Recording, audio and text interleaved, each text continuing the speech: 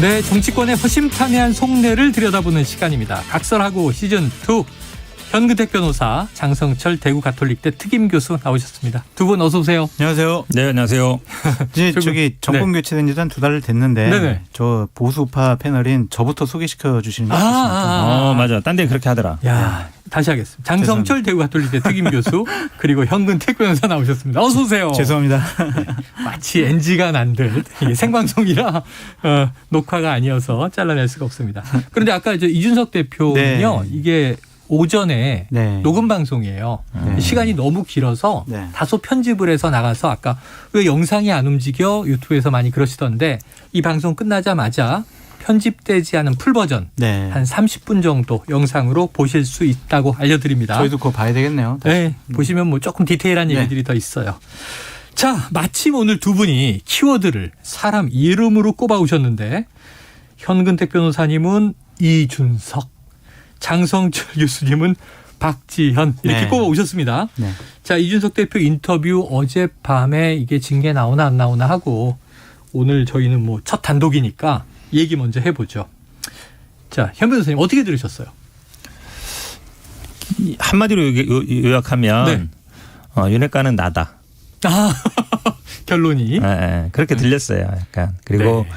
징계 걱정 안 한다. 약간 그런 느낌. 예. 별거 아니다. 여러 가지 문제 있지만. 그래서 이준석 대표가 어느 정도 이제 지금 이제 핵관이라는 분들이 보면 다 이제 분화하는 느낌이거든요. 따로따로. 그 틈에 본인도 약간 깨서 그전에는 어쨌든 핵관은 아니었잖아요. 그렇죠. 핵관으로 인정 안 해줬는데 지금 시기에 딱 보니까 이제 그 빈틈을 잘 들어가는 게 아닌가 이런 느낌 받았어요. 야, 옛날 뭐 친박, 멀박, 돌박 뭐 이러던 시절처럼 진짜 윤핵관이 있고 또 이제 조금 가짜 윤핵관이 있는 것인지 어떻게 들으셨습니까, 장 교수님? 두 가지예요. 나는 잘못 안 했어 라는 것과 또 하나는 나는 윤석열 대통령에게 코드 맞추고 있어. 이 두 가지로 보여집니다. 그러니까 현 변호사님 말씀하신 거랑 비슷한 생각인데 본인이 윤리위의 징계 심의 절차에 들어간 것 자체가 잘못됐다. 나는 잘못하지 않았다. 그리고 어떠한 결과가 나오더라도 나는 기본적으로 받아들일 수 없다. 나는 뭐 그러니까 전혀 잘못한 게 없다. 네. 그런 얘기를 계속 반복적으로 하는 것으로 보여집니다. 그래서 자기 항변의 얘기를 한 거죠. 자, 이 장 교수님이 이 윤리위가 이 징계안을 다루는 것 자체가 네. 아마 이걸 그냥 덮고 가진 않을 것이다. 네. 징계 나올 것이다. 이런 예상도 해 주시면서 네. 어제 결정은 내리지 않을 것이다. 또 이런 얘기도 하셨어요. 네. 맞추셨으니까 첩보로 오늘 조금 더 풀어주시죠. 뭐 제가 7월 7일은 어떻게 됩니까? 뭐 잘 알고 뭐 맞췄겠습니까? 네. 7월 7일에도 기본적으로 좀 당원권 정지 이상의 그런 징계가 나올 가능성은 저는 없다고 보여져요. 중징계가 나오긴 어렵다. 네, 왜냐하면 윤리위 안에서 물론 징계를 해야 된다라는 강한 의지를 다 만장일치로 갖고 있긴 하지만 거기 이제 변호사분들이 계시거든요. 뭐 나중에 법적인 문제는 현 변호사님이 잘 말씀해 네네네. 주시겠지만 이거 징계하려고 하는 자체가 좀 맞지가 않은 부분들이 많다. 그래서 결론적으로 말씀드리면 경찰에서 지금 조사하고 있잖아요. 네네네. 거기서 이준석 대표 거기서 성상납 받은 게 맞아요 라고 하면 징계하는 게 맞지. 이것이 지금 계속 논란이 되고 있고 네. 증언이 지금 서로 엇갈리고 있는 상황에서 아니 네가 그걸 안 받았으면 왜 김철근 정무실장을 그 야밤에 내보내가지고 얘기도 하고 회유하려고 그러고 각서까지 써줬어. 그러니까 너는 분명히 잘못을 했을 거야. 이런 것 갖고 추정이죠. 저 같은 평론가가 그래 뭐 성상납법 받았겠지 뭐 이렇게 얘기하는 거랑 당의 공식기구인 윤리위가 그런 정황적인 내용만 갖고 당대표를 날린다? 징계하려고 한다? 이것은 맞지가 않죠. 그래서 안 그래도 이제 아까도 이준석 대표는 계속 절차적인 문제, 네. 절차적으로 잘못된 점이 많다 이렇게 네. 이제 언급을 해요. 네.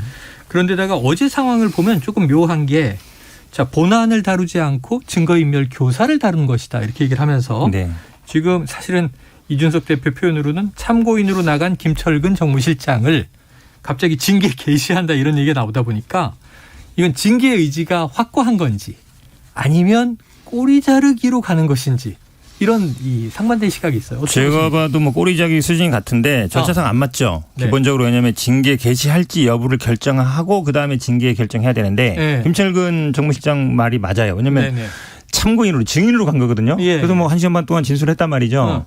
그러니까 이제 그걸 가지고 그대로 징계를 한다. 그래버리면 아까 비율을 잘 드는 것처럼 증인으로 나가는데 갑자기 피의자로 전환하는 것 같은 거예요. 근데 더 중요한 거는 본인에 대해서 소명 절차를 안 들었잖아요. 그렇죠. 일단 이준석 대표에 대한 징계 절차이기 때문에 본인에 대한 징계를 하는 사람의 얘기를 들어야 되잖아요. 어제도 사실은 그 앞에서 기다렸고. 옆방에 있었죠. 그렇죠. 그리고 본인도 요청했다 그러면 요청한 건데 그럼 본인에 대한 그 소명도 안 듣고 다른 사람 징계한다는 게 말이 안 되잖아요. 네. 어제도 사실은 김철근 정무수석에 나간 것도 이준석 대표에 대한 참고인으로 나간 거니까 네. 절차적으로 두 가지 안 맞는데 근데 문제는 뭐냐면 이게 이제 법률가를 얘기하니까 아시겠지만 이게 뭐 성산업 얘기는 2013년 일이기 때문에 이게 뭐 그 당시 공무원도 아니고 공무원이라면 그 뇌물죄 문제가 되는데 그럼 뭐 그 당시 예를 들어 다른 죄 문제인데 그 시효는 뭐 7년이니까 시효는 지났다고 볼 수 있어요. 물론 이제 강용석 변호사는 2016년도 있다 그러는데 그건 봐야 되겠지만 지금 문제가 되는 거는 그 증거 인멸 교사 그게 부적절하다. 그래서 품위 유지 의무 위반이라는 거잖아요. 근데 증거 인멸도 되고 교사가 돼야 되는데 증거 인멸은 결국은 그러면 김철근 실장이 했다는 얘기고 교사는 이준석 대표가 시켰다는 얘기잖아요. 그렇죠. 근데 증거 인멸이 되려면 증거를 아예 없애버리거나 있는 걸 숨겨버리거나 아니면 위조하거나 변조하거나 네. 이렇게 해야 인멸이 돼요. 그러니까 7억 투자 조건으로 해서 진술서 써주세요. 그냥 뭐 써주세요 했는데 썼어요. 허위로. 그러니까 진짜가 아니대로. 근데 자기가 도장 찍고 자기가 썼어요. 그러면 이건 증거인멸이 아니에요. 그리고 한마디로 얘기하면 진술서에다가 허위 사실을 쓰거나 아니면 경찰이나 검찰에 가서 허위 사실 말했다고 해서 증거인멸로 처벌하는 경우는 없어요. 유일하게 거짓말해서 처벌하는 경우에는 법정에서 선서한 경우만. 선서하면. 그건 위증죄로 되는 거죠. 위증 그렇죠. 그런데 이것도 보면 이 결국은 7억 투자 대가로 해서 진술서 허위로 쓴 거 아니냐, 숨긴 거 아니냐 이런 건데, 그거는 그 김성진 대표가 본인이 쓰고 본인이 사인한 거란 말이죠. 그게 위조가 아니에요. 그러니까 증거인멸이 안 돼. 안 되고 그 다음에 교사가 되려면 이준석 대표는 안 시켰다 그러고 그냥 김철근 실장도 내가 시켜서 한 겁니다 이렇게 말이 나와야 되는데 그건 아니잖아요. 네. 가보라 하니까 갔다 정도잖아요. 네네네네. 진술서 받아와라, 허위로 받아와라 이렇게 시켰다는 건 아니잖아요. 그럼 시킨 사람도 아니라 그러고 아니, 이 부탁받은 사람도 아니라 그러면 인정하는 진술이 없는데 그럼 증거인멸도 안 되고 교사도 안 되는 거예요. 법적으로는. 근데 그걸 가지고 지금 이제 품위유지 위반이라 그러면 이제 윤리적으로 문제가 될 수 있어요. 네네. 아까 말씀처럼 그러니까 이거 허위로 진술서 받아오게 하고 투자 썼으면 윤리적인 문제 될 수 있지만 근데 지금 아시겠지만 기본적으로 법적인 문제를 삼는 거잖아요. 네. 그래서 제가 보기에 이게 조금 여러 가지로 다 이상해요. 야, 이게 좀 뭐 이준석 대표가 지금 현근택 변호사님을 선임해야 될 상황입니다. 아주 깔끔하게 법적인 정리, 증거 인멸과 또 교사가 되지 않는다. 자, 그러다 보니 하태경 의원이 윤리위가 계속 시간만 끌면서 이 지지층의 충돌을 유도하는 자해 행위를 하고 있다. 아니나 다를까 국민의힘 지지층 내에서 이준석 대표를 지켜야 한다와 이준석 대표를 물러나게 해야 한다와 엄청 지금 싸움이 엄청나죠. 엄청나요 지금. 장 교수님 이거 하 의원 얘기가 일리 있는 겁니까? 그렇게 윤리가 이런 정무적인 정치적인 판단까지 했을까? 그래도 윤리도 국민의힘 조직이잖아요. 그렇죠. 아무리 뭐 당대표를 징계하는 문제가 당대표에게 국한돼 있다고 하지만 이렇게 국민의힘의 소속 당대표와 윤리가 부딪히는 것 자체만으로도 네. 지지층뿐만이 아니라 국민들에게 찌푸리게 인상을 받을 수밖에 없다. 네. 그래서 그런 것은 아닌 것 같고요. 예를 들면은 뭐 어제 왜 7시에 열었어? 막 이거 가지고 정치적인 뭐 네. 여러 가지 의미가 있는 거 아니야 그랬지만 그 윤리위원들이요 일상생활 하는 분들이거든요. 변호사분들도 계시고 기자분들도 계시고 다른 뭐 회사원들도 계셔가지고 일단은 9명이 다 모일 수 있는 최대 공약수 시간을 이제 어제 7시로 한 건데 7월 7일도 다음번에 이제 회의에 다 모일 수 있는 시간을 이때로 정한 것 같아요. 네네. 그러니까 무조건 아니 그럼 이렇게 급박한 문제는 그냥 밤 12시나 새벽 5시라도 모여가지고 해야지. 왜 그래? 그렇게까지 할 것 같지는 않고 그동안 윤리 자체 내에서도 여러 가지 얘기를 또 위원장 부위원장들이 나눌 수 있을 것 같고요. 네. 그래서 이거를 뭐 자해행위로 보기는 어렵다라고 말씀드립니다. 알겠습니다. 자, 그런데 이제 오늘 또 크게 화제가 된 동영상이 하나 있어요. 이게 배현진 최고위원과 아침 회의 때마다 막 티격태격 이게 이제 비공개 회의를 하니 많이. 근데 오늘은 이제 이 그동안 노루각수라는 말이 돌았는데 네. 악수를 청하는데 거의 뭐 이렇게 탁 부딪히고 지나가는데 오늘 어깨 치던데요? 어깨 치고 네. 그다음에 이제 배현진 최고위원이 다시 지나가면 어깨를 탁 때리고 네. 이게 참 뭐 하는 일인가 싶기도 한데 어떻게 보셨습니까?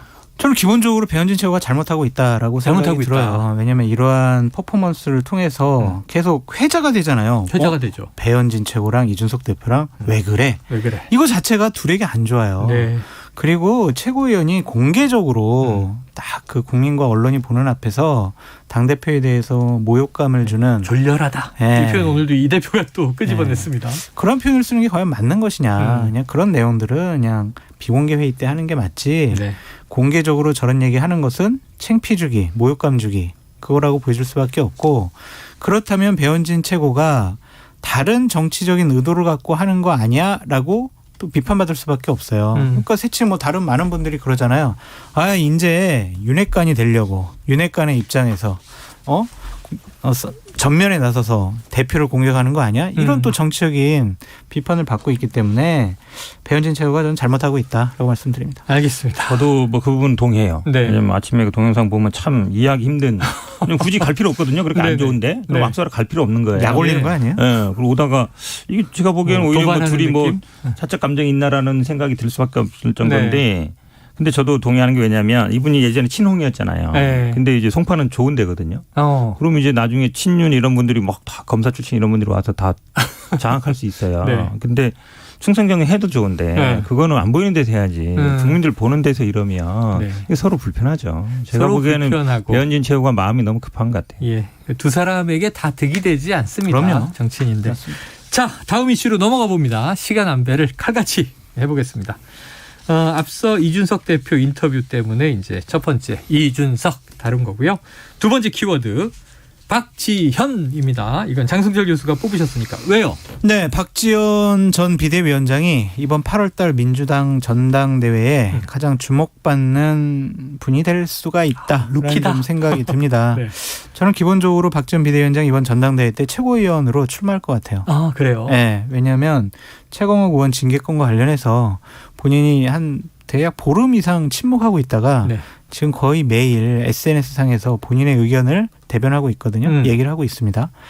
그것과 관련해서 분명히 민주당 지지층 같은 경우 또한 의원들 같은 경우에 갈릴 거예요.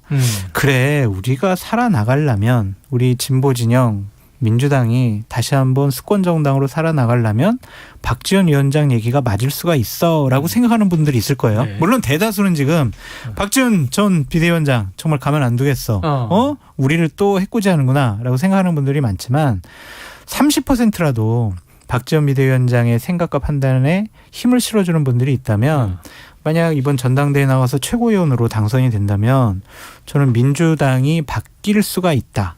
라는 그런 하나의 큰 바로미터가 될 것 같아요. 좋은 시그널이 될 수가 네, 있다. 그래서 박지원 비대위원장의 최고위원 출마 여부가 이번 전당대회 전에 가장 핫한 관심을 끌지 않을까라는 생각 때문에 박지원을 뽑았습니다. 근데 이 박지현 전 위원장이 지금 뜬 이유는 이 최강욱 의원에 대한 이제 징계와 더불어서예요. 네. 그러다 보니까 이 정말 말씀하신 대로 찬반이 쫙 갈리는 갈려요. 느낌이에요. 네. 오히려 이제 현직 국회의원 여러 명이 전 20대 위원장과 이렇게 싸울 일인가 할 정도로 현 변호사님은 어떻게 보십니까? 이게 왜 그러냐면 이제 국민의힘 같은 경우에는 그 당시 징계위 회부만 하고 지방선거 이후로 밀어놨거든요. 네네네. 그 당시에도 우리 비대위에서 논란이 됐을 때도 징계위 절차라는 건 기본적으로 지금 다 당 양동이 똑같아요. 네네네. 당무위에서 일단 조사를 하고 그다음에 이제 징계위 가는 거거든요. 네. 그러니까 이양희 지금 윤리위원장도 예전에 당무위원장을 했기 때문에 그 절차를 모르지 않을 거예요. 그러니까 김철근 실장이 얘기하는 것도 일리가 있죠. 근데 사실은 그 당시에도 대체적인 그런 분위기였어요. 이거 지방선거 앞두고 하지 말고 끝나고 하자. 네. 근데 이제 박지원 비대위원장이 비대위원장 권한으로 직권상정한 거거든요. 한마디로 얘기하면. 이제 그런 문제가 있는데 저도 사실은 박지원 비대위원장이 뭐 최고위원 아니 당대표라도 나오면 좋죠. 네. 왜냐하면 이분이 그동안 선출직에 나간 적이 없어요. 그렇죠. 그리고 출마를 뭐 선거를 지휘해 본 적도 없어요. 하다못해 뭐 시도의원 선거도 지휘해 본 적이 없단 말이죠. 근데 이번에 아주 뭐 지방선거 전체를 지휘했잖아요. 그렇죠. 그러다 보니까 사실은 선거 막판에도 굳이 그래야 되나 이런 얘기를 항상 했기 타이밍이 때문에. 안 좋았다 이런 그렇죠. 얘기를 그래서 저는 뭐 도전하는 건 좋다고 봅니다. 네. 그리고 근데 이제 지금 룰이 계속 말씀드리지만 이제 중앙위원 컷오프 이런 게 있어요. 그다음에 대의원제 있고 그러다 보니까 사실은 어찌 보면 이제 여론조사 비율이 높아지면은 조금 유리하겠지만 근데 안 그런 상황에서는 잘 모르겠는데 근데 이제 저는 어제도 계속 뭐 지금 정치적인 메시지를 내고 있는데 예를 들어서 재심 청구 이런 같은 거 할 수 있는 거예요. 그걸 왜 했냐 이렇게 얘기해 버리면 우리가 재판도 3번씩 받잖아요. 아무리 흉악범죄라도 그게 절차를 보장하는 거기 때문에 본인이 예를 들어서 인정해라, 인정 안 하니까 잘못 인정하는 거 아니냐 이렇게 가면 이런 절차를 둘 필요가 없어요. 그냥 원님 재판하듯이 잘못했구나, 징계. 그럼 끝나는 거거든요. 그러니까 지금 이준석 대표도 마찬가지잖아요. 왜 나를 안 불러? 그게 이제 죄를 지었냐 안 지었냐 중요한 게 아니라 불러서 그 사람 얘기 들어야 되는 거잖아요. 그거는 절차적인 권리거든요. 보장된 거니까. 그럼요. 그러니까 당연히 불러야 되는 것이고 지금 얘기처럼 갑자기 뭐 참고인 불렀다가 피의자 되는 것도 이상하고 이런 것들은 문명 사회에서 기본적으로 인정되는 권리들이기 때문에 그런 걸 문제 삼지는 말았으면 좋겠습니다. 근데 이제 정치적인 판단이 좀 안타깝죠. 최강욱 의원의. 그러니까 본인의 저러한 행위들, 과거 행위들 그리고 부인했던 모습들 그런 것들이 계속 언론에 나오게 되면 민주당에게 안 좋을 거예요. 이게. 그래서 법률적으로 뭐 사법적으로 아니면 당의 공식적인 당원 당규상 재심 청구는 있겠지만 정치인은 정치적인 판단이 가장 우선적으로 해야 돼요. 네. 정치적인 판단을 내가 했을 때 재심 청구하는 게 당에 도움이 될까 안 될까? 그게 바로 선당우사지. 나는 억울해. 나는 절대로 그러지 않았다니까. 나만 생각하는 모습은 진보 진영과 민주당을 어렵게 만들 수 있다라는 생각이 듭니다. 저는요 사실은 이제 국민의힘은 핵폭탄 터진 거예요. 당대표니까. 여기는 이제 170명 중에 1명이잖아요. 그러니까 수리탄 정도인데 기준은 같아야 돼요. 우리도 똑같이 하나. 이준석 대표 절차 보장해야 되고 팩트 확인해야 되고 경찰 조사 끝나야 된다. 마찬가지예요. 여기 마찬가지이기 때문에 똑같은 기준으로 적용해야 되는 거기 때문에 무조건 인정해라. 그러면 이준석 대표도 그냥 인정하고 그냥 징계 받으라라고 얘기하면 되는 거잖아요. 그렇게 저는 그거를 달리 볼 건 아니다라고 봅니다. 자, 뭐 내부에선 또 여러 가지가 있습니다. 지금 뭐 리더를 이제 임시로 맡고 있는 우상호 비대위원장은 그래도 이제 윤리심판원의 판단은 존중돼야 한다. 이런 좀 처음엔 좀 과하다고 얘기하셨었죠, 근데 이제 그렇죠. 양정은 과하다. 근데 세게 나왔다 이런 얘기를 했고 이거 박지원 이제 전 위원장과 입장이 갈렸죠. 자, 그런데 지금 뭐 최강욱 의원 징계를 둘러싸고요. 윤리심판원 명단이다. 가짜 리스트가 도는 바람에 엉뚱한 의원들이 문자 폭탄을 받고 자, 이재명 의원은 지지층에게 이 팬덤 정치를 좀 풀어 헤쳐보자 하고 이제 자제 요청도 하고 그랬는데 이런 당내 논란이 나오는 건 어떻게 보십니까?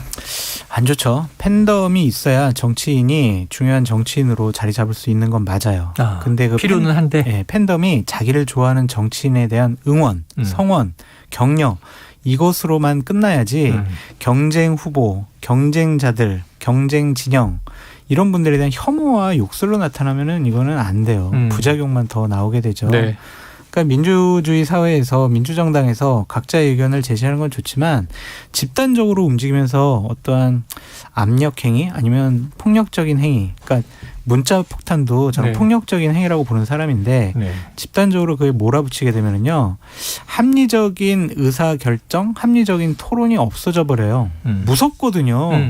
저 막 하는데 하루에 문자 폭탄 10,000개 정도 날라와 보세요. 저 어떻게 평론을 하겠냐고요. 그러니까 그렇게 심리적인 압박감을 주는 형태로 나타나서는 안 돼요. 그냥 저는 민주당 지지자들이나 아니면 이준석 대표를 지지하는 분들에게 말씀드리고 싶은 건 뭐냐면 상대에 대한 혐오보다는 우리 후보에 대한 응원으로 더 많은 노력을 기울이시는 게 어떠냐라는 생각이 듭니다. 그러니까 뭐 악플이 아닌 이제 선풀운동 일종의 제안을 하셨습니다. 자, 그런데 지금 이제 팬덤에 취해서 막춤을 추는 건 바로 박지원 전 비대위원장 아니냐? 자기 생각만 옳다는 아집에 갇혀 있다. 이렇게 이제 또 반대의 비판을 한 사람이 김남국 의원이에요. 현 변호사님 이건 어떻게 들으셨습니까? 뭐 김남국 의원도 최고위원 생각하나 보죠 뭐. 왜냐하면 경쟁하는 거거든데 저도 뭐 동의합니다. 왜냐하면 사실은 이제 윤리위원 이런 분들은 외부 인사들이 많아요. 법률가들이 많고. 근데 대부분 어찌 보면 이제 판단을 내리는 사람들이기 때문에 판단이라는 건 좀 객관적으로 내리는 게 필요하거든요. 판결 잘못했다고 판사한테 문자 보내는 거랑 비슷해요. 그러니까 그런 건 안 된다고 보고. 문자 폭탄 얘기를 장 교수님에게 동의하신 거죠. 저는 김남국 의원의 주장에 동의하신 줄 알고. 지금 이제 우리 당의 지금 문제가 다 보면은 뭐 누구 내 안 나온다. 그러니까 당신도 나오지 말아라. 그다음에 뭐 책임 있는 사람 나오지 말아라. 본인들이 나가겠다 이거잖아요. 근데 이게 예전에도 우리 당 이런 적이 있었어요. 문재인 대통령이 예전에 대선 2012년에 떨어질 때도 대부분 나와서 이제 나오지 말아라 막 이랬거든요. 대선에 실패한 사람인데 왜 당권 나오느냐, 왜 선거 나오느냐. 저는 좀 이게 좀 지난번 서울시장 선거랑 좀 기시감이 들어요. 그때도 다 송영길 나오지 말라고 하는데 누가 선뜻 나서서 내가 나가겠다는 사람이 없었거든요. 없었고. 제발 나와라. 당원들은 다 그래요. 제발 좀 나오고 나오지 말라고 해라. 지금도 비슷해요. 전대 출마하겠다는 분들은 별로 없어요. 다들. 근데 현 변호사님 안 나가세요? 이재명 후보 저는 그 정도 능력이 안 되고요. 나오지 말라는 말만 해요. 그러니까 마치 원래 정치의 정당이라는 거는 서로 나가겠다고 하면서 경쟁하면서 거기서 이제 단일화도 이루어져야 되는데 네. 이건 서로 눈치 보면서 나오지 말라고만 하고 있는 것 같아서 좀 답답하다. 차라리 그냥 다 나오고 거기서 경쟁하면 되거든요. 그래서 저는 오히려 룰 같은 걸 좀 제대로 바꿔서 국민이나 당원 여론 반영하게 됐으면 되는데 그건 이제 다 물 건너 가버렸고 네. 이제 날짜도 잡혔고 이제 그러면 결국은 누가 어디에 나올 거냐 이것만 남은 거라서 참 어찌 보면 참 이상한 모습으로 가고 있어요. 그래서 예를 들면 현 변호사님 얘기처럼 뭐 이제 능력이 되든 안 되든 나도 나가고 너도 나가고 C도 나가고 D도 나가고 해서 북적북적해야 축제 분위기인데 나 안 그쵸. 나가니까 당신 나오지 마시고 당신도 나오지 마시고 도대체 누가 나가란 말이냐. 이게 지금 당장 전해철 의원이 이제 유력 친문 당권 주자인데 나는 불출마. 홍영표 의원도 고민 중이다. 이런 얘기 들리고 재선 의원들이 이인영 의원에게도 전 통일부 장관입니다. 불출마 요청을 했다고 하고. 이거 어떻게 해야 되는 거예요? 86세대들 길 비켜줘라라고 얘기를 하는 것 같아요. 민주당에서 세대 교체를 인위적으로라도 좀 해야 되겠다라고 판단하는 그룹이 있는 것 같습니다. 네네. 아니면은 뭐 이재명 후보를 좀 지지하는 분들이 이런 얘기를 또 하고 있다라고 볼 수도 있다라는 생각이 드는데 이 논란은 계속될 것 같아요. 그러니까 이재명 의원이 나 전당대회 출마할 거야라고 공식적인 선언을 하기 전까지 아니면 그 후라도 계속적으로 이재명 의원이 당대표가 되는 것에 대해서 두려움과 불안감을 갖고 있는 세력이 분명히 있기 때문에 지속적으로 이 부분은 문제가 될 것 같은데 네. 저는 처음부터 한번 이 자리에서 말씀드렸던 것 같은데 이재명 의원이 이번에는 좀 불출마 선언하시고 좋아 나는 진보 진영과 민주당을 살리기 위해서 백의종군하겠습니다. 그 혁신과 개혁의 길에 제가 걸림돌이 된다면 제가 비켜드리겠습니다. 네. 전 뒤에서 성원하겠습니다. 뭐 밑거름 되겠습니다. 주춧돌 되겠습니다. 이런 식으로 선언하시면은 아마 새로운 기운들이 막 민주당에서 분출할 수가 있을 거예요. 근데 그리고 지금은 오히려 그게 또 사는 길이 될 수도 있고. 뭐가 덮여 있는 것 같아요. 그래서 그거를 뚫고나기 좀 근데 힘들지 않나? 제가 보기에는 그게 이제 룰인데 네네. 왜냐면 이준석 대표가 원로 선배들 나오지 마세요. 제가 나갈 거예요. 이렇게 된 게 아니에요. 네. 계속 도전하고 뭐 최고위원도 하고 그러다 당대표 된 거잖아요. 네네. 룰도 안 고쳐도 돼요 이랬거든요. 네네. 근데 거기는 5대5, 7대3으로 돼 있어서 여론 지지를 받으면 되는 구조로 돼 있어요. 그렇죠. 그렇게 가야 사실 당이 살거든요. 지금처럼 나오려는데 발목 잡고 너 나오지 말고 나오지 말고 서로 물귀신 작전이잖아요. 나 안 나갈 테니까 너도 나오지 마. 이거잖아요. 서로 사실은 서로 나가게 그러니까 이준석 대표처럼 해야 돼요. 97세대들도 더 자꾸 도전하고. 그렇죠. 아니 일단 룰을 바꿔야죠. 룰도 룰도 바꾸고 그다음에 도전하면서 해야 이게 세대 교체가 되지. 네. 86세대가 양보한다고 해서 97세대가 당권 차지 아무 의미 없어요. 네. 수렴 청정하는 거랑 같은 있습니까? 거거든요. 룰이 바뀔 가능성이 좀 별로 없죠. 지금 없으니까. 전당대회 지금. 앞두고 룰 바꾸면 안 된다고 그러니까 다들. 자, 두 분이 일맥상통한 대목이 분명히 있습니다. 국민 여론을 많이 반영해야 한다. 그럼요. 그리고 누구 나오지 마라가 아니라 준비되는 사람들, 자신 있는 사람들이 자꾸 도전하면 된다. 네. 근데 이 포지티브하게 가지 않고 계속 네거티브하게 가는 게 문제 같습니다. 오늘 여기서 정리하죠. 자, 현근택 변호사, 장성철 대구가톨릭대 특임 교수와 각설하고 시즌2 이야기 나눴습니다. 고맙습니다. 감사합니다. 고맙습니다.